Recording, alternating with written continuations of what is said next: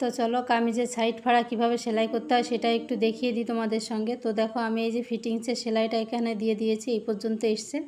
তারপরে দেখো আমার এই 1 ইঞ্চি করে কিন্তু এক্সট্রা নেওয়া ছিল, তো সেই 1 ইঞ্চি দেখো ফোল্ড করে এরকম একটা দাগ দিয়ে নেবে, দুপাশেই দাগ দিয়ে নেবে। তো দেখো সেই ভাঁজ অনুযায়ী কিন্তু আমি দাগ দিয়ে নিয়েছি, তোমরা চাইলে স্কেল দিয়েও সুন্দরভাবে দাগটা দিয়ে নেবে।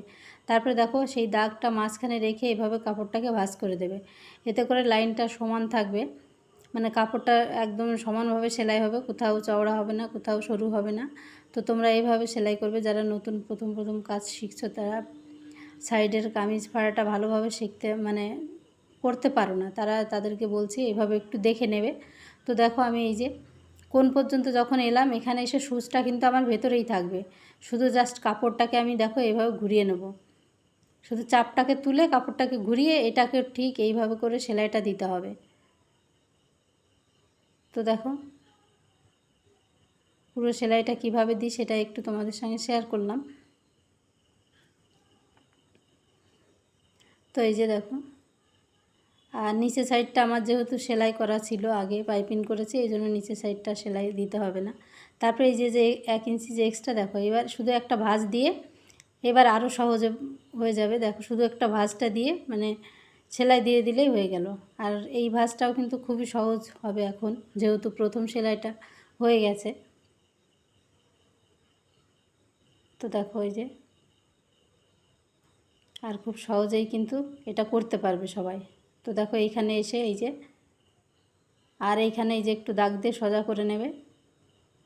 তারপরে আবার এইখানে সেই একইভাবে দেখো সুচটা ভেতরে থাকবে, শুধু কাপড়টাকে ধরে ঘুরিয়ে নেবে, নিয়ে এই সাইডেও কাপড়টা দেখো ফোল্ড করে দেবে। এই যে দেওয়ার পরে এইখানে একটু পাকা সেলাই করে নেবে, নিয়ে তারপরে দেখো আবার ঘুরিয়ে নেবে, ঘুরিয়ে ভাঁজ করে সেলাই দিলেই কিন্তু রেডি। এইভাবে সেলাই করলে কিন্তু কখনোই তোমার আঁকা বাঁকা হবে না, ঠিক সেলাইটা একদম সমানভাবে বসবে।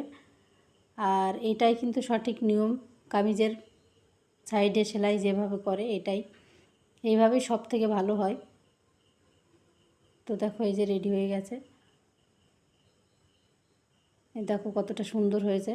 আমি কিন্তু ওই পাশটাও আগে করে নিয়েছিলাম, এই যে দেখো ঠিক একইভাবে এইভাবে কিন্তু করে নেবে।